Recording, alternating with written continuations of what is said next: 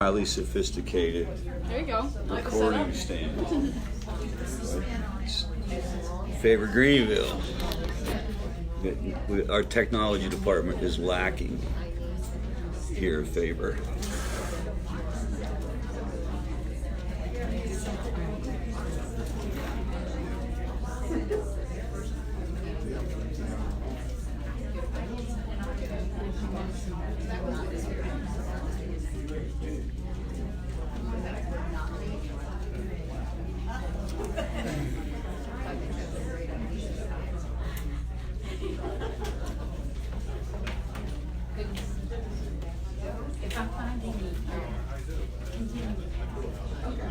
Don't look at my email for one day and have 83 messages.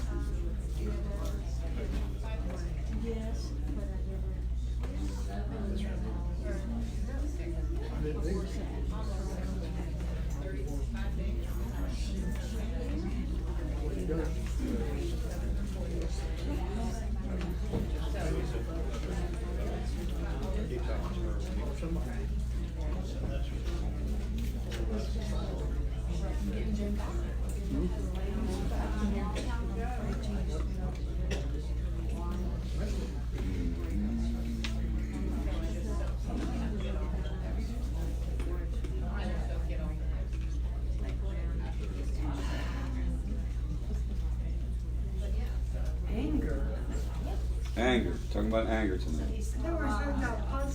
It is. You have to frame it up. Whenever you're doing a group, Carolyn, you have to present it to the group as to why they would even want to consider what I have to say. So anger can be mitigated by positive psychology. So first you have to talk about anger. Now you know. Now I know. I feel smart. In case you ever want to run a family group for the heck of it. Just looking for one other thing and we'll get started here. Anger is positive? Anger is not necessarily positive, but it's... Not the anger I have on. But we express it, we deal with it. All right. Just some...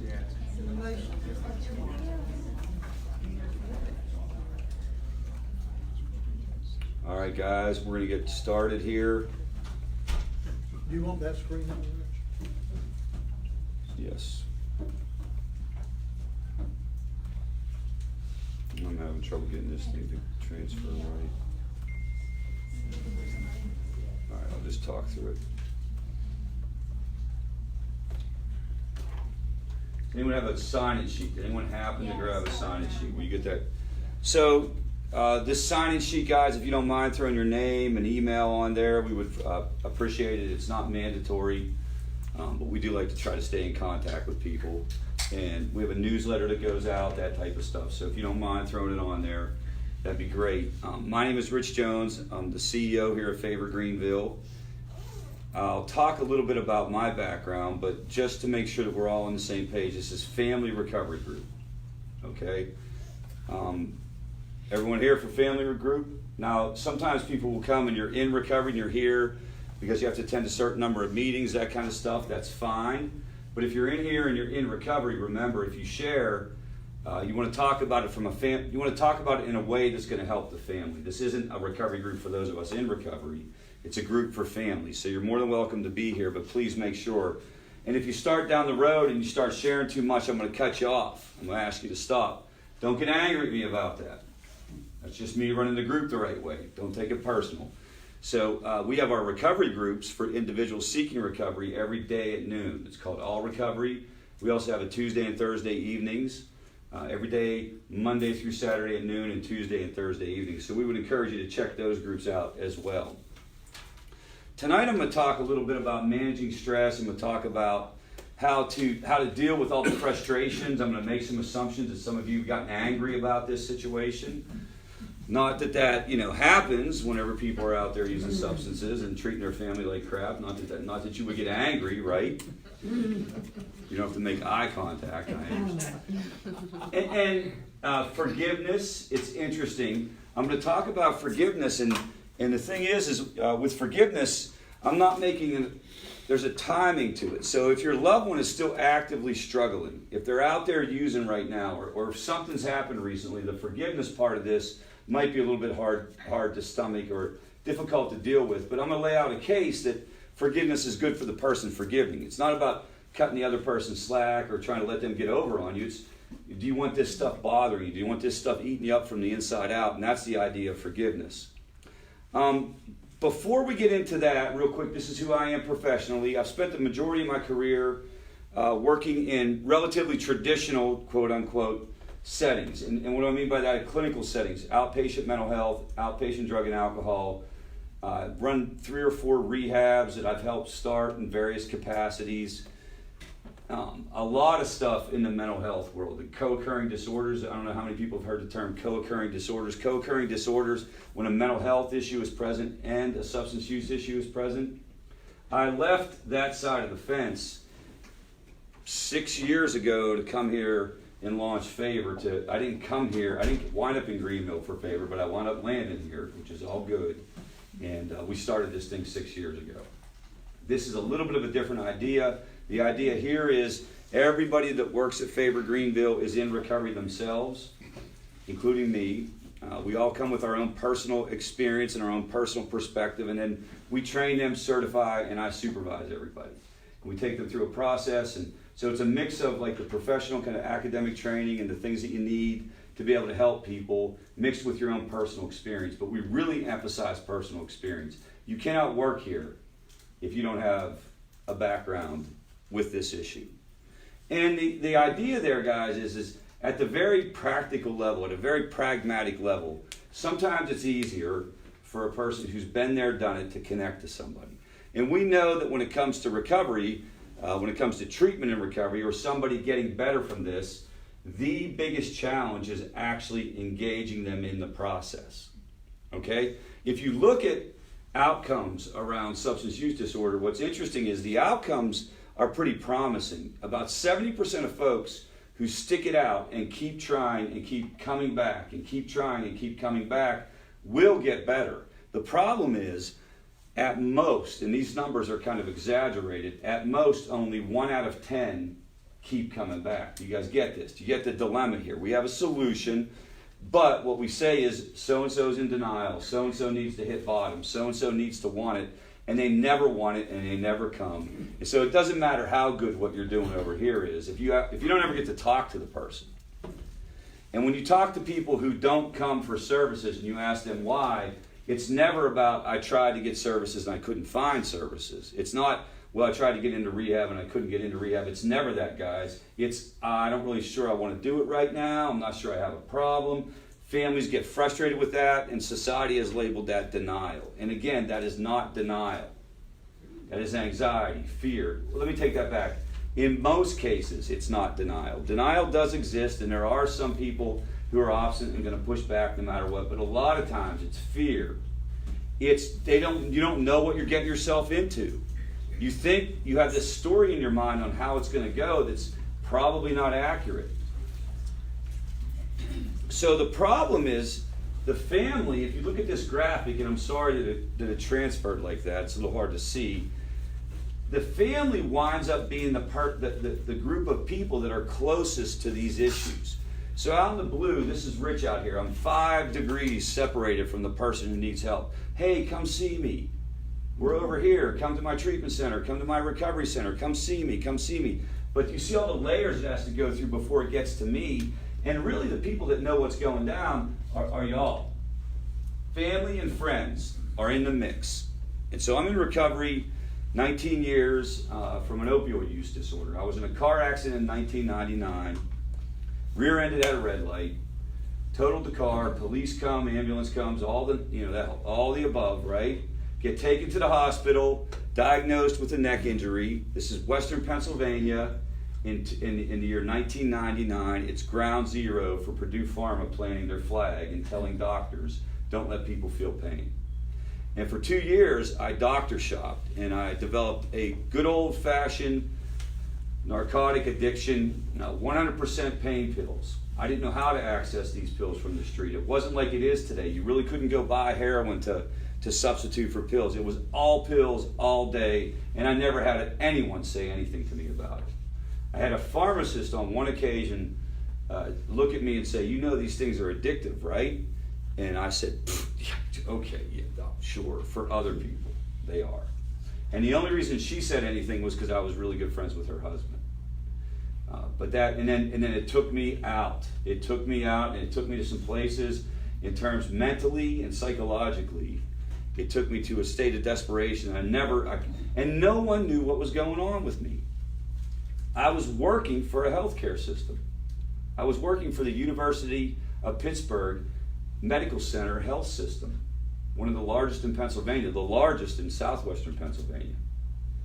Going to work every day, getting promoted. Everybody's giving me praise. Everybody thinks I'm fantastic. Everybody on the outside loves Rich. On the inside, behind closed doors, who knew what was going on? My mom, my wife. So that's why family education and family information is so important. You become, unfortunately, this is the case, guys, you become like the case manager and the coach and the counselor and the therapist and the interventionist because you're the one getting exposed to it. What the world will tell you is you got to get them to a special person. You got to get your loved one to a special place. Get him to this rehab, and it'll cost $65,000, but get him here. And after he gets here, we'll dip him in the waters of recovery. He'll live happily ever after, right? None of that is true. You guys will wind up being through your behavior. I should qualify this. In a lot of cases, through your behavior and through things that you start to change, it'll push the person toward recovery. We call those boundaries, and we'll talk about that a little bit tonight. The other thing to talk about is, let me see here. All right. I don't have it up here, but before I move on, the second part of this, so you got the family, the second part is who do you need to get on the team? I don't have the slide up here, but we talk about this every week, and we're going to continue to talk about it. Who are the people that are most important in this person's life? Who else needs to be in this room learning about substance use disorder, learning about how to set boundaries? Because it's hard to do this if you're just one person. It's hard for any one person to talk to somebody in active addiction and get them convinced that they need to make some changes. Why is that? Anybody have any thoughts on why that's a difficult task? In active addiction, I can make any one person question their sanity. All right, if it's me one-on-one with somebody, I can talk in circles till this person thinks that, like, hey, maybe it's not that bad. Or maybe I didn't see what I thought I saw. Maybe Rich isn't really doing this. When I got into recovery, it's interesting, when I got into recovery, my wife, one of the things, like to this day, and she can articulate it much better than me, the thing that bothered her the most was she realized that all those times I made her think that she was crazy, she was actually not crazy. She was correct. And she knew that when I said I was in recovery and I came up for all that stuff, right, she finally knew that it was all true. And it took her, I remember going to 12-step meetings at that time, going to meetings all the time, and I'd be saying to people like, hey, if I don't show up tomorrow, it might be because my wife killed me in my sleep and buried me in the backyard. Can you please come by and check on me? Because she was angry. And I'm going to talk about anger tonight, but that deceptiveness is a very difficult thing for family members. The fact that I can look at you, look you right in the eyes and say, no, I didn't do that. Hey, I just saw you back there. Or hey, somebody stole the pills out of the medicine. It wasn't me. You were the only one in there. I don't know what to tell you. And whatever else is involved with that. Does that sound familiar at all? 2 weeks ago. Yeah, so it's going, and again, I'm going to show you what this is all about, but that's because of the brain disease part of this, or the brain disorder, or the faulty thinking, the irrational thinking. So remember, what you have happen is, you go along a continuum. We'll go through this quickly because I want to get into some other stuff, but you have risky use here in the orange. That's not good. People can die from that. This is a college campus on any Friday night, right? But the majority of those kids aren't necessarily addicted. The difference is this person can kind of take it or leave it. They may be out of control. It's highly problematic. There may be other stuff going on, but their brain hasn't, that switch hasn't flipped. That drives a lot of the totally irrational behavior, the obsession, the craving. You can't think, you think about it all day. You use despite clear consequences. You hurt your loved ones in order to use. That's when you move into this area called addiction, right? So no one knows who falls in that category. Unfortunately, mental health and substance use disorder, if you think about it, it's one of the few disorders where you're diagnosed and they don't ever actually look at the organ involved, right? They don't ever actually look at your brain. They just talk to you. You give them a cluster of symptoms and they say, well, we think you have this. You know, you come see me, I sit down with you for an hour and a half, and at the end I give you a diagnosis, but I never actually looked at your brain. So what we do is we do the best we can to try to determine where people are at. In places like Favor, the truth is we want to treat people over here. We want to treat people here like they're over here because you want to be cautious. When in doubt, let's give this up and let's make some changes. If you move into substance use disorder, severe or addiction, there's a brain change, all right? And people struggle on, do we want to call that a disease? Do we want to call that a disorder? Do we want to call it, something else, some phenomenon? I don't care what you call it. What I want you to do is get in touch with it's not rational thinking. So what happens here, this is a normal brain. That's a brain that's your brain on drugs. Anybody remember that commercial? In the Just Say No era? Just Say No, they had this other commercial where these kids would be walking down the street and there'd be like a guy from the dark alley going, hey kid, you want some drugs? And I remember seeing that thinking like, that never happens to me. Why can't that happen to me? That was a joke, guys. All right, so what happens? Dopamine is released anytime you do anything pleasurable. Anytime you eat food when you're hungry. Anytime you're in a group of people and you feel safe. You're laughing. You're feeling good, dopamine is released. It's not euphoric. It's not meant to be giddy, but it makes you feel good and it makes you feel content. So it's a positive thing. And the purpose of dopamine from an evolutionary point of view or evolutionary psychology is it gets you to go back and do it again. So eating food is good, so go back and do it again. Drinking water when you're thirsty is good, go back and do it again. It keeps you alive, it equals survival. This is important. It equals survival. You guys get that part? In your brain, dopamine equals survival. So picture yourself flooding your brain with dopamine when you use these drugs. Let's pretend that when you eat food, it releases 10 units of dopamine, but when you use methamphetamine or opioids or even alcohol or marijuana, it releases 100 units. So what you're doing is you're flooding your brain with dopamine. Over time, what will happen is the brain will shut off the production of dopamine to make up for the flooding of dopamine, because the brain is constantly seeking homeostasis. Flooding your brain with anything is not good. So that's what happened on the right. You guys see this? This is, and if you don't have the pleasure chemical in your brain at all as the result of doing drugs, what are you going to do? You're going to be thinking, I got to get back there and get that. I got to get that feeling. I got to get that feeling. And so you compulsively chase it. You psychologically crave it, and you compulsively chase it. The same as you would if you didn't eat for 5 days and there was a pizza on the table up here and you could smell it. You guys ever crave anything? I know you don't have to admit it. I know you all kind of got it together, but I crave stuff all the time, like Oreo cookies, right? Like do a little test, put a thing of Oreos and just walk by them a couple times, go up, lay down, try to go to bed, do your thing. Hell no, 2 o'clock in the morning, I'm pounding that whole freaking sleeve. Right? craving it, thinking about it, but magnify that by 10 times, magnify that by 15 times, magnify that by 20 times.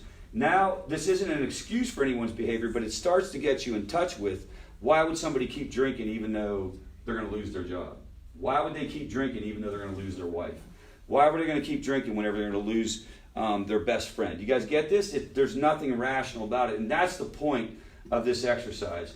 Not to make an excuse for anybody, to make you understand you're talking to an irrational person. You know, you're not going to, rational arguments and debates aren't going to work, right?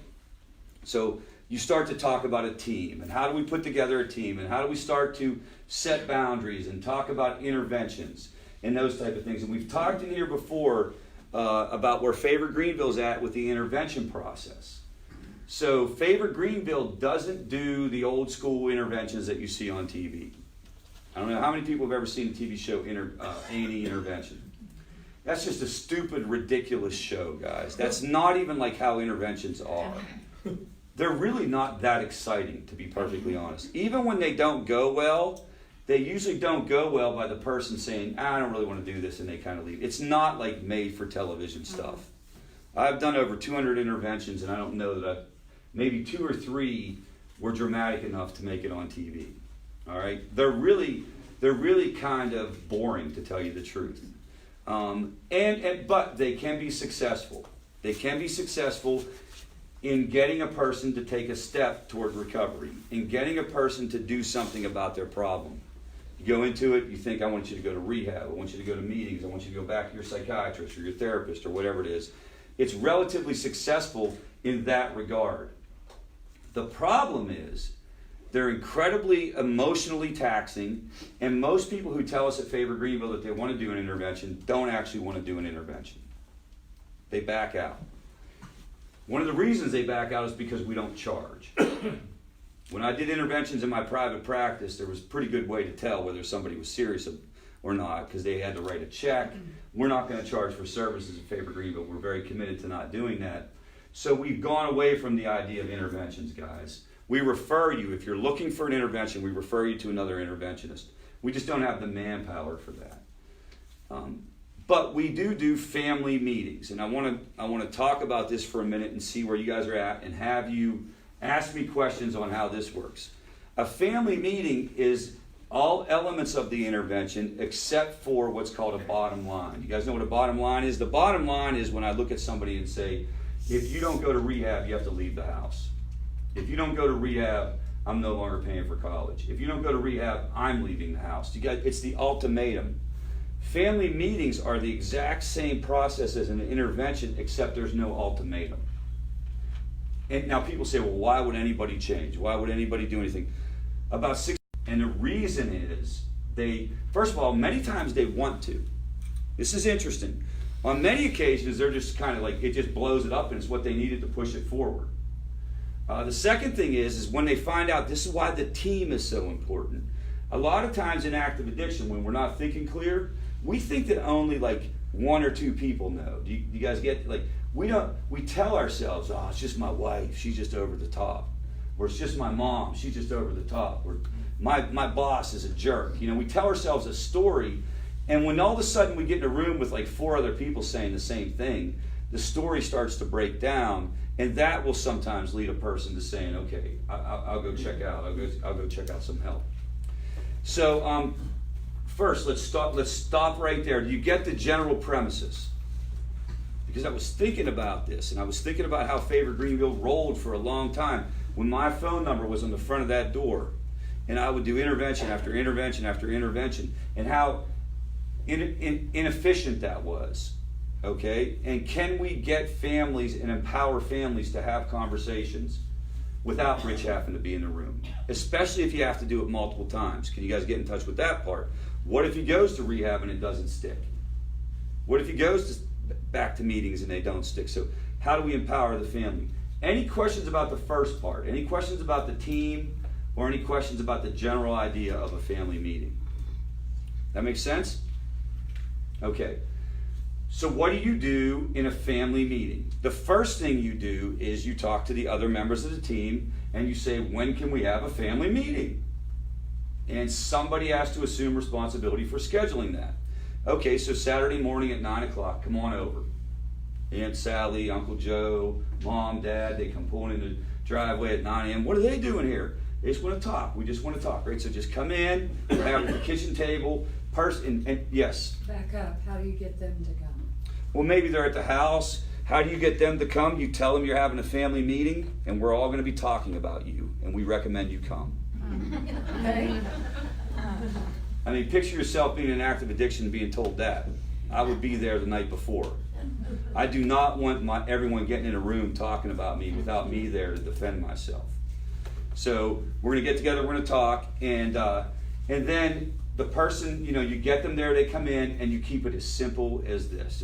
You basically, the point person, whoever scheduled it, starts off and say, we just need a half an hour of your time, half an hour, 45 minutes. You're going to be the last one to talk. This is very important. Tell the person that they get to talk last. And we're all just going to take a minute and we're going to talk about our worries. And then the rules are for the people in the meeting, you talk about yourself and how you're feeling around the situation. Not accusations. Do you get this part? I'm worried to death, Rich. You don't come home at night. I don't know where you are. I'm worried to death. I can't sleep at night. I'm sick at work. Like my stomach is upset. The reason why you talk about yourself is they can't argue with you about how you feel. If you start to tell them you drink too much, you use too much, what are they going to say if you look at them and say, hey, Rich, you drink too much? What are they going to say? What would I say? So do you, everybody drinks this much, you don't know, I haven't used for 3 days, or I haven't used for 33 days. Like you get into this situation where they're going to try to talk you out of your position on it. But if you say, here's what's happening to me, and here's why, because you don't come in at night, and the next person says, I don't have to deal with you not coming in at night, but dude, like at Thanksgiving last year, it was ridiculous. You wanted to fight me in the backyard. Like, I love you, man, like what's happening? Just please, like, think about this. And then it goes around and around, people saying that without an ultimatum, with no threats, and then the point person at the end gives the pitch. And the pitch is whatever it is you're going to ask them to do. Do you guys follow this so far? So that might, and you can call us or get in here and talk to us and consult around what you should specifically ask. If it's very, very serious and you're saying it's got to be rehab, then you're going to have to do some homework ahead of time. Many times we recommend you just get them started in something. In other words, get them to an individual therapist. Get them to come to Favor. Get them to get a coach at Favor. Get them to go back to AA if they were going to AA. Get them to go back to their therapist if they had a therapist in the past. I'm open to what the first steps are.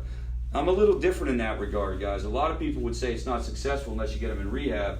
Only about 13% of people who are in recovery went to rehab. Okay? You can get recovery in the community. You're just going to have to keep trying and keep going and keep trying and keep going. And so, you figure out what it is, and then that person at the end says, this is why we want you to go. We want you to go back over to Favor. We know you were going like 6 months ago, and we want you to go 3 times a week. You get specific on what you want, and then you say to the person, what questions do you have?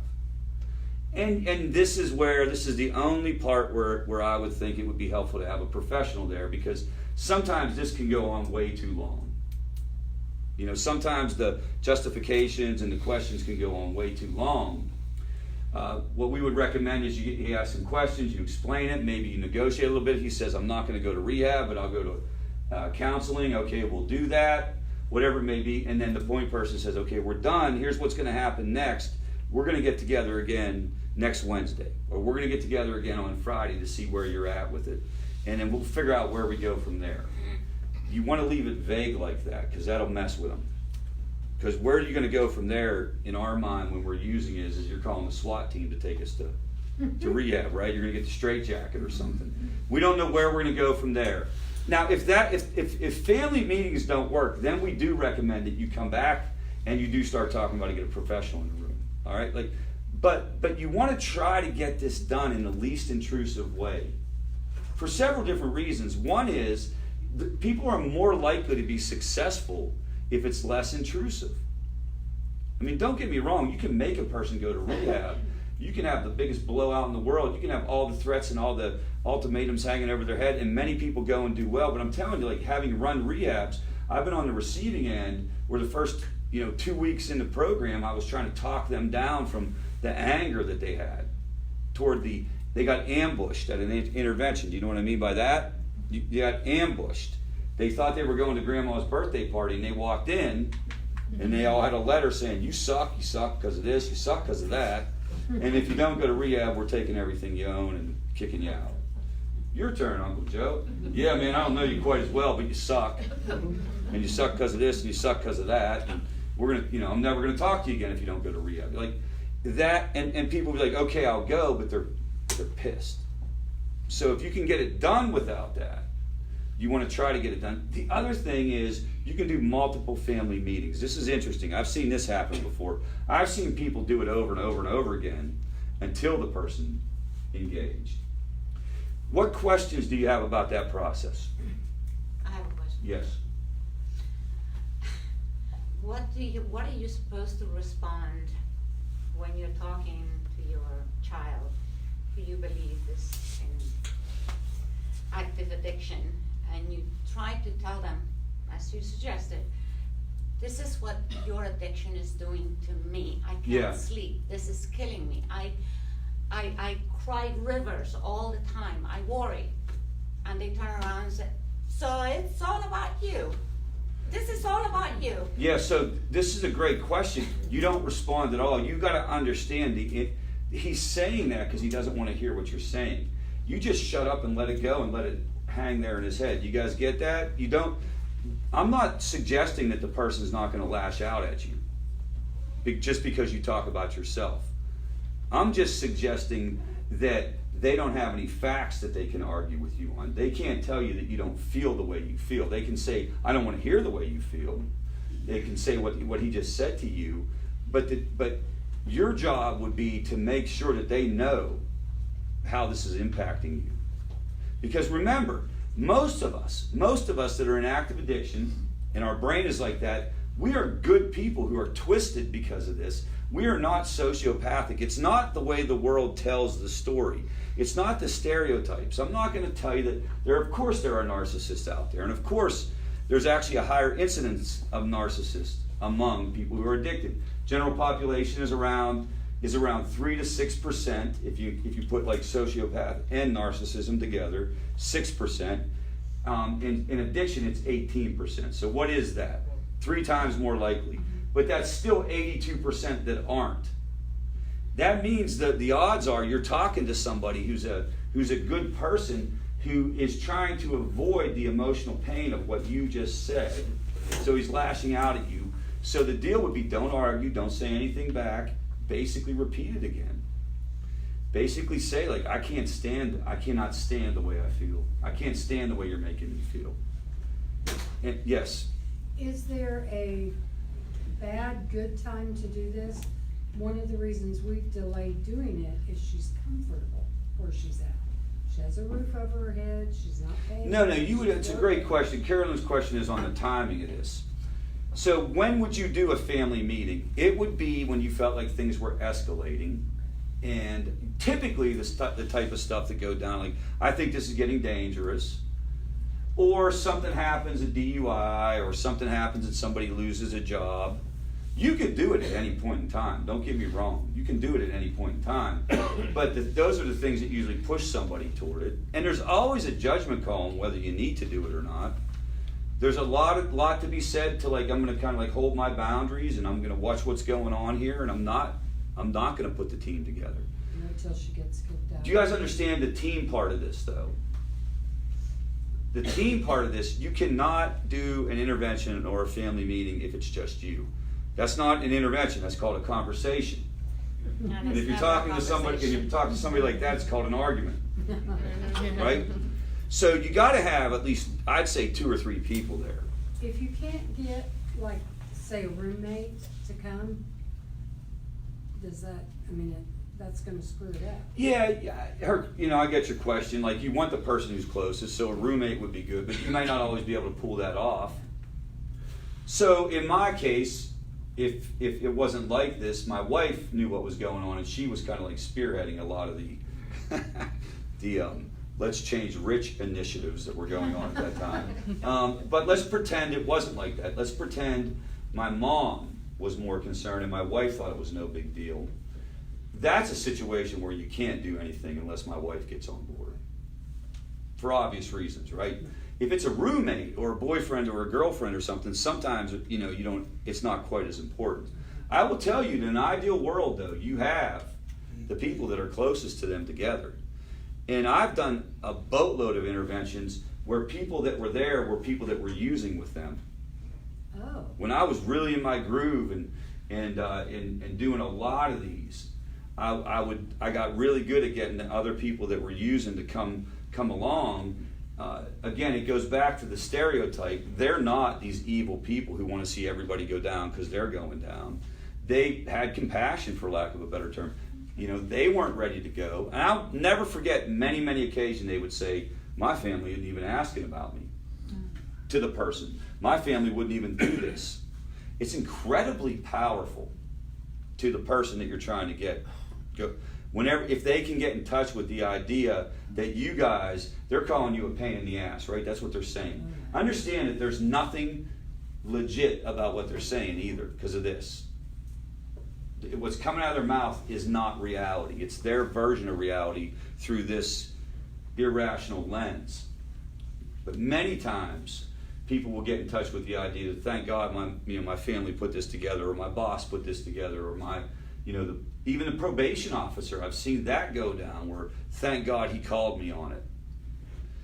It's almost like I was going to keep doing this until I had to stop, right? Like I was going to keep doing this until somebody made me stop. Now again, remember your particular circumstance has there's so many things you got to play into this, guys. It could be multiple times that you've gone through this. Maybe that changes your approach.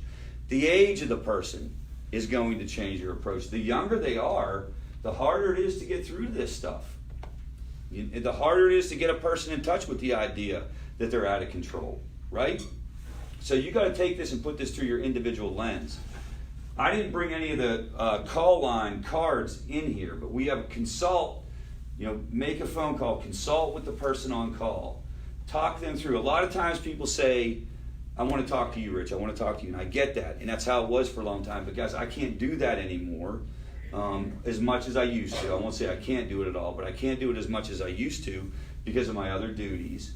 And I trained and certified this staff. Like I didn't just grab them off of Woodruff Road like they were walking.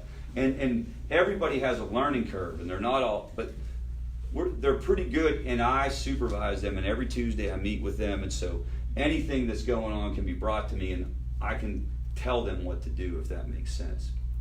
I also want to try to emphasize the power you have. You're actually the people more likely to change this than anyone, because you know them. And you're going to continue to know them. Okay, Rich will work with them. Even under the most amazing circumstances, maybe here a favor, I'll know somebody a year. A person in recovery, right? Maybe I'll know them 2 years. Under the most extreme circumstances. I don't think I've ever known anybody longer than 2 years in terms of what happens. If they're struggling, they run away. If they're doing great, what happens? They go right off into the sunset and live happily ever after. So I'm not in their life. Do you guys understand? I am not the main. You want to know who does stick and stay are the families. That's why I love the families. You guys make me feel good about myself. Could just be that your families. That's why you show up here every Monday night. You would come no matter who was doing the group. But I like to tell myself it's because of me. But families definitely have a longer tenure in the recovery process. So yes.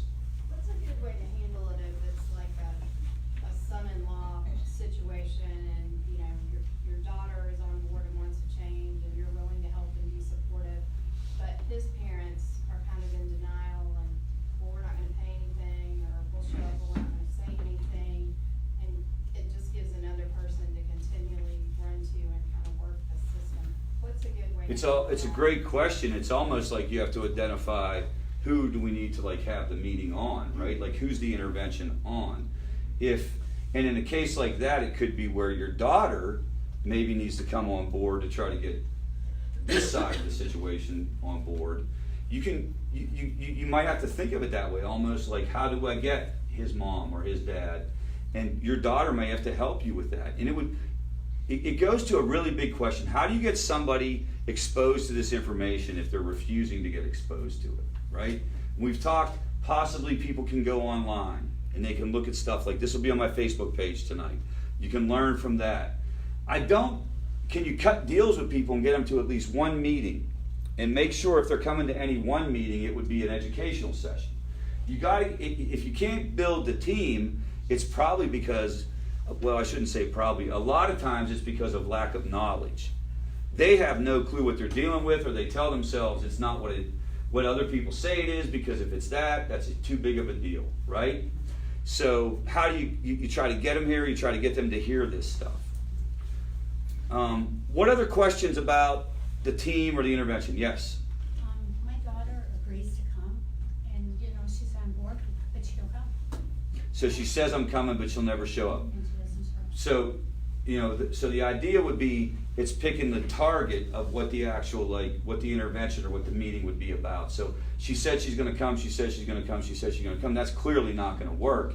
We have to change our expectations here. We have to change the conversation from you're going to come to favor to I'd have to sit and think on how you frame it up, but you can't play that game, Right. that particular game anymore. So it would have to be, how do you go, and it may be one of those things where she's demonstrating that it can't get done in the community, and you start to say maybe this is something we need to go to the next level with. I don't know the answer to that, but you have to change the objective. Yes. Mine kind of touches on hers. Now you said you need to tell the one addicted how it's making you feel. So I did that. I told him I was so stressed it was actually affecting my health. Then he threw it, well, it's your problem because you don't know how to handle stress. Technically that's right. So he's being true. That is true because I can't handle it. So here's the deal. So I Remember, don't respond to what I'm mad. it almost doesn't matter what they say. They're not going to say same things. Can you guys get that? There is no way to do this and have this conversation where it's not uncomfortable. Can everyone understand me? If you ever get a person in the room and you say, this is how I feel, and they look at you and they say, okay, well, then I'll go to rehab, Mom. I mean, you've really gotten lucky, guys. You got to change the expectations of how this works.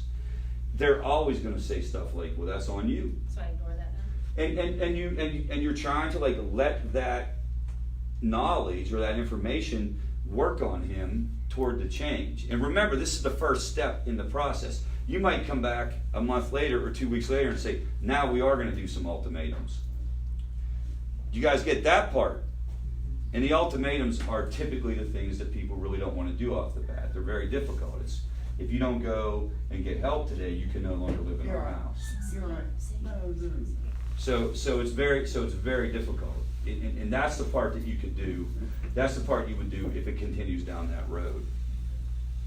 Any other questions? What other questions? Yes? How do you get someone, you get them into a meeting, they come around, they say, okay, well, why should I believe you? You're an alcoholic, you're a drug addict, you're a meth addict. So they're coming around and blaming everybody else for their problems and not coming into their own problems. Yeah, so you can ask other things of them. So there's a lot of ways to get better, and it's not just meetings. You can get better by going to see an individual therapist. You can get better some people will get better by engaging in a mental health program versus a drug and alcohol program. You'd have to say to the person that here's where I'm at with it. As a person who loves you, as your dad, whatever it is, I just can't watch this self-destruct, and okay, you didn't like that meeting, then go to another one. But I'm still not going to change my take on things. Do you guys get this? I'm still not changing the way I feel about this. I'm still not going to act like it's okay. Nobody ever in the history of mankind entered into recovery because they wanted to. Every single person goes because the external circumstances start to change. And you get to a point where you're like, I don't have much of a choice now. Then when they go, they hate it. Nobody has ever liked it on day one.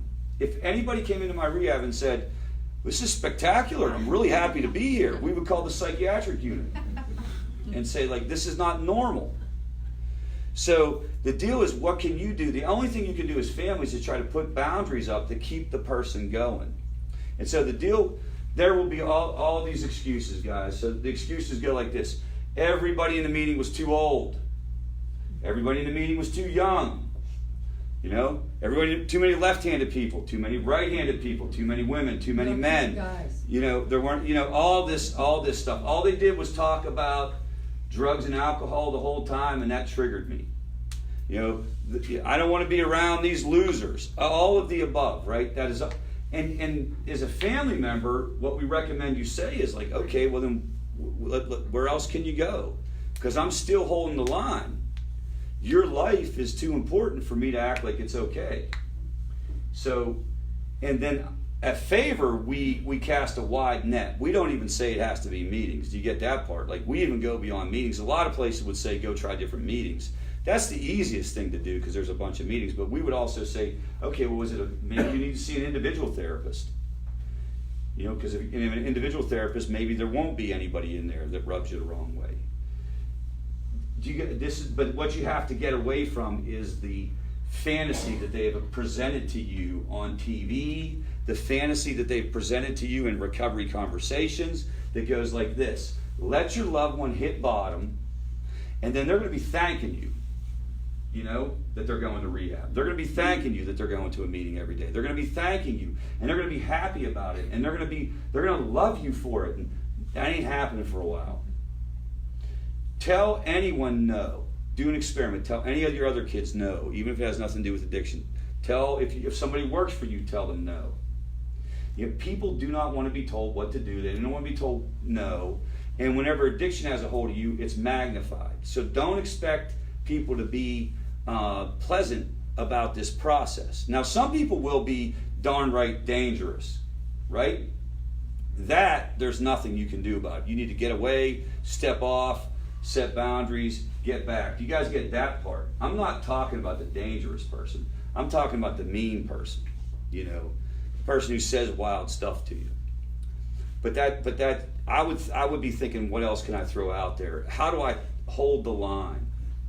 You're allowed to say things like, I'm not sure what we're going to do after this. I'm not sure what I'm going to do, but I'm going to keep going over to that Favor group, and hopefully I can learn how to do this. As a matter of fact, I'm going to call one of their interventionists. Go ahead and say that, right? Or leave the card laying on the table and be like, what is this? Well, that's for an interventionist. That might get the wheels spinning. Anything you can do to get the wheels spinning. What other questions? Yes? If you have no financial leverage, do you think the emotional leverage is strong enough to get them? At the end of the day, yes. I think if they're young, it's hard.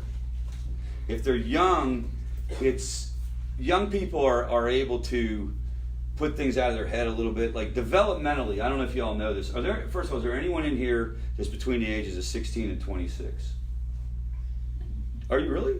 I wish. Okay. So don't take this personally, but a lot of people from a developmental standpoint between 16 and 26, that's a problem in and of itself. You can be very self-centered. It's natural between 16, I'm sorry to say, 16 and 22. Okay, you know, it's natural to be that way. Do you guys get that? So part of it is, how do you create the appropriate expectations? Because if you pour, oh my God, you guys are back there. And I know you're between 16 and 26. I am not by any means saying that everybody between 16 and 26, but there is a developmental problem, or not a developmental process where we do tend to be very, very kind of looking in, what do I need, how do I get it, that kind of stuff. Pour drugs and alcohol on it, and it's going to get worse. But understand that, hands down, here's the most likely outcome of your situation. It's not that your loved one's going to die of an overdose. It's not that he's going to go to jail and stay in jail for the rest of his life. It's not that he's going to wind up homeless. The most likely outcome is that you die before they do, that this disease takes you out before it takes them out.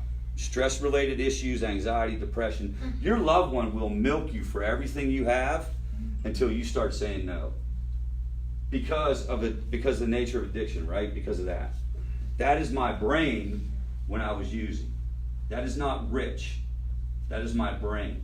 And so start to think strategically and understand what you're dealing with, and asking yourself questions. How much can I take of this? Now, what do I mean by that? so stress-related issues, and we're going to talk about this, but what do I mean by stress-related issues? I'm not going to act like I know every condition that's related to stress, but heart disease, cancer, high blood pressure, diabetes type 2, all these things, stress contributes, makes everything worse. Mental health, all of the mental health issues are preceded by stress or triggered by stress. Your own substance use disorder, what fun is that? Right? Just go a day without sleeping, go 2 days without sleeping, go a lifetime only sleeping 2 or 3 hours because you're worried about what's going on with so-and-so. This is where you start to get into the reality of how this stuff works and how this impacts families. This is where the people most in danger probably are the people in this room. What's going on is more people than ever have died from this issue, and it's brought really important attention to it. But statistically speaking, family members 5 times more likely to be in the hospital than the general population. 5 times more likely. Family members of people who are addicted. You could also put into this category people who are dealing with or raising somebody with Alzheimer's or dementia. So do you guys get it? This is the category the caregiver category that you fall in. So how do we deal with emotions? And we're going to talk about anger. And this is so psychologists, because this is what we do. We like to sit around and think way too much about stuff. And we got 6 primary emotions: anger, joy, surprise, sadness, disgust, and fear. And not all of them are bad. And it's interesting when people talk about anger, do you think anger is good or bad? Good. So anger in and of itself is a productive emotion. Anger is there because what does it do? It gets you moving. It activates you. It gets you up. Gets your adrenaline flowing, right? When does it become a problem? When it doesn't go away, or when you don't manage it correctly, or when it gets the best of you, or when you act out your anger. People have had anybody ever heard the term anger management? We've heard that term, right? It's a little bit misleading, but it's this idea of how can you get control of this and get perspective on this so that this stuff doesn't take you out or continue your problems.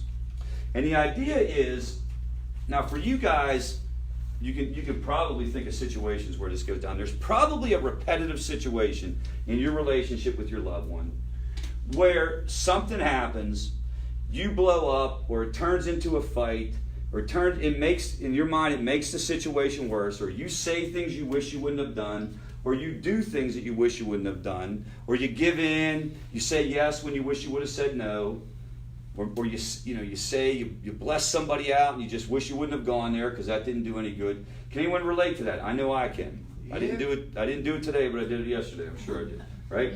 So here's how the deal is like this thing that you're dealing with happens and you react.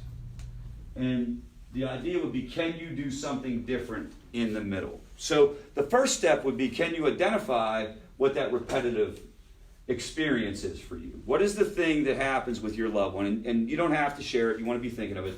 What is the thing that's happening with your loved one that stands out where you wish you would do this different? Breathe differently. What's that? Breathe differently, because sometimes just by me breathing, it angers him and it So that's what sets he him off. wants to be different. We want to talk about what you want to be different. Okay? Exactly. Well, You want him to react differently.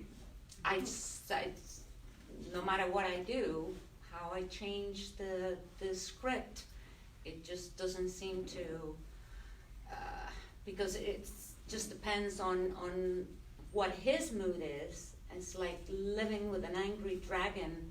So that's why I say, even the way I breathe sets him off. Yeah, okay, so the deal, so you'd have to make yourself not breathe. We don't want that. You'd have to, and again, you'd have to maybe dig deeper into that and start thinking about it. But I can give you an example in my life that was just repetitive. It was almost like a script you could write.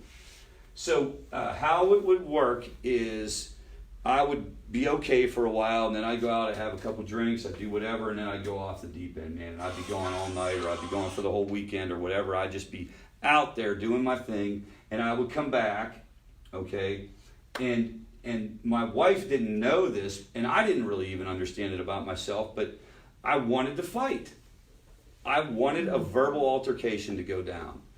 Now, what I've learned in therapy and how this works is the reason I wanted a verbal altercation because I felt so crappy about myself. Do you guys get this? I just went out. I was gone for 48 hours without a phone call.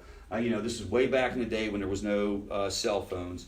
I'm doing my thing. I come back. I feel like crap. I can't stand the way I feel. So let's fight. And then I have a reason to be angry that I can wrap my arms around, right? So that would happen over and over again. So the circumstance was, here comes Rich back, crawling back in the house, right? The response was for her to immediately start accusing and saying, I can't believe this, and saying stuff to me like, you need help, you got a problem, all this other kind of stuff. I can't stand it, you got to leave. And then, I would say stuff back, and we would escalate, and then I would leave, and I would go to my mom's or something, and then I'd come back to the house like 2 days later, 3 days later, a week later, whatever, and we would repeat again, endlessly. So for her, the deal was she needed to start doing something different when I came home. And this is counterintuitive, guys, because what she needed to do was to start saying nothing. Now that's counterintuitive. Your loved one goes out, does whatever he does, gone for 48 hours, comes back, was clearly using, and walks in the door, and you don't say anything. Do you get that? And what that does is it changes the model, or not the model, it changes the script. You guys get that? It changes the script. And also what it does to me is it makes me have to deal with the psychological pain and the guilt and the remorse that the fighting allowed me to run from. So that's just an example. That may not be how you need to do it. Do you see is there something that you feel like you do in the relationship that, hey man, I feel like this is broken record. This is deja vu. We've been doing this for the last 20 years. I've been saying this for the last 20 years. And how can you start doing something different in that regard? You guys get this idea? That's in some way, is it not me protecting myself? It is you. Hurt. It's from the way I've been hurt. Is it not me protecting myself? It could be, but I'm hurt.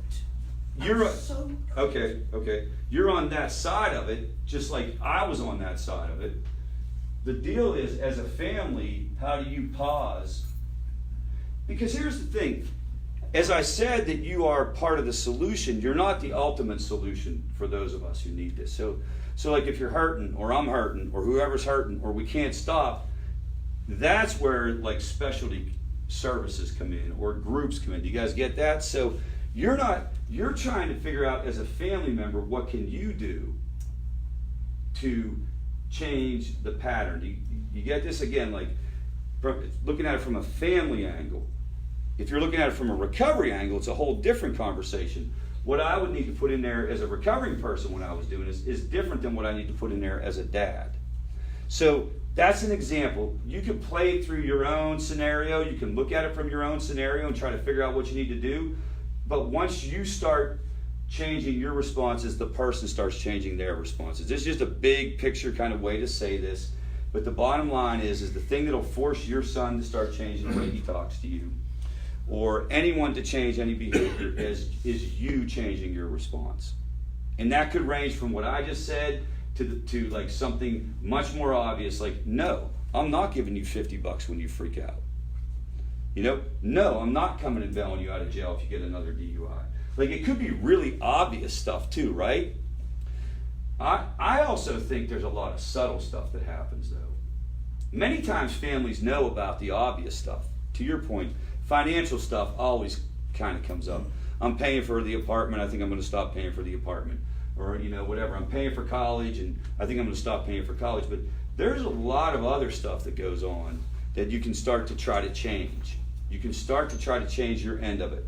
And again, anger is not problematic in and of itself, but if you let it fester, it's going to influence everything you do in your life, and it's definitely going to influence your interactions with your loved one. You will not be effective in addressing this issue if you're resentful for it. And if you've ever had a resentment toward anybody, you know that. You don't express yourself the way you want to express yourself. Have you ever said anything to somebody and it isn't even like what you wanted to say? It didn't even come out right. Have you ever gone to bed or gotten in your car and driven home and be thinking the whole time, here's what I should have said, that's what I was going to say, here's what he said, I can't believe she said that, here's what's going to happen tomorrow, and then he's going to say that, and then I'm going to say this, and then he's going to say that, and then I'm going to say this. Then you go through it and it didn't go down the way you wanted to, and you get your car, and that way on the way home you think about, I can't believe he said that, I should have said this, and it just becomes this massively like overwhelming process. And so learning how to deal with this is part of the deal too. Remember, when it comes to anger and resentment, there are technically 3 different ways to deal with it inappropriately, if you will. The first would be to avoid. Avoid looks like you're sad, but it can be just as much angry. I'm running away, I'm not talking to you anymore, I'm not going to have anything to do with you, I'm going to isolate myself from the world. You can become, I don't know if this has ever happened to anybody in here, but you can get real cynical towards your loved one and sarcastic and patronizing, and sometimes people will make off-the-cuff remarks to their loved one, kind of like little jabs. And I don't judge people for doing that because we earn it, but understand at the end of the day that doesn't help you. A lot of times when I do these lectures, people think, I'm in recovery, I'm a person in recovery, so they'll think, hey, he's just sticking up for people in recovery. That's not what I'm doing, guys. I'm telling you, like, for your sake, and if your deal is to try to move the needle on your quality of life, little jabs and getting sarcastic and cynical, that's probably a sign that you might want to change something in the relationship, right? Because that's never going to work.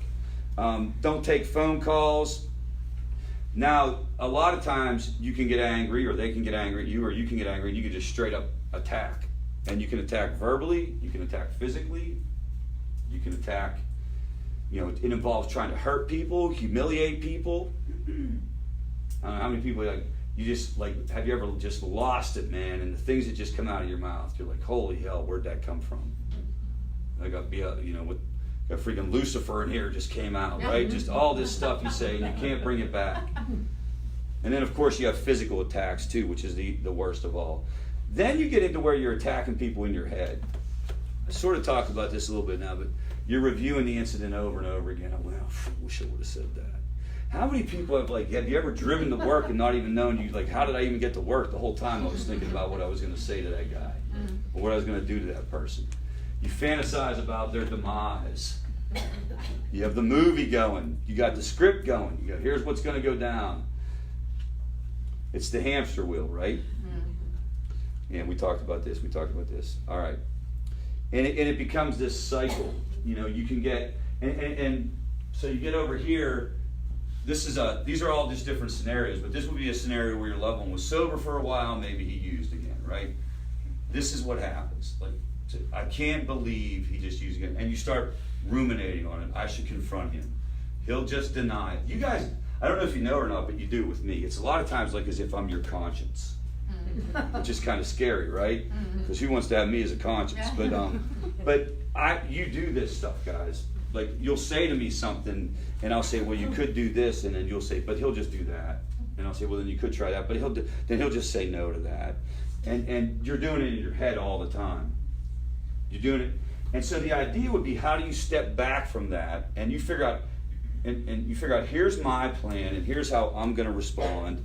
If, and then you fill in the blank, whatever what is, if he doesn't stop using and he's living at the house, I'm just making up a scenario. He's doing okay, he gets back on track, but he's using again. Okay, if he doesn't stop and get back on track, here's what I'm going to do. And you stop doing all this other stuff.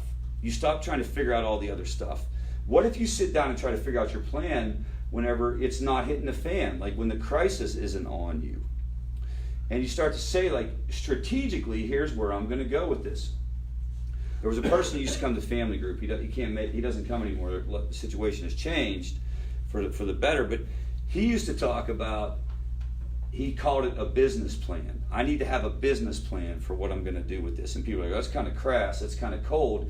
But there's some truth to that. If you can step back and say, here's what we're going to do if this happens, you're probably going to be a little bit better. And so you could say, what's the deal breaker in your mind? Like, what's the thing, your situation, Carolyn, you're dealing with a situation where it's been a lot worse, right? It's been a lot better.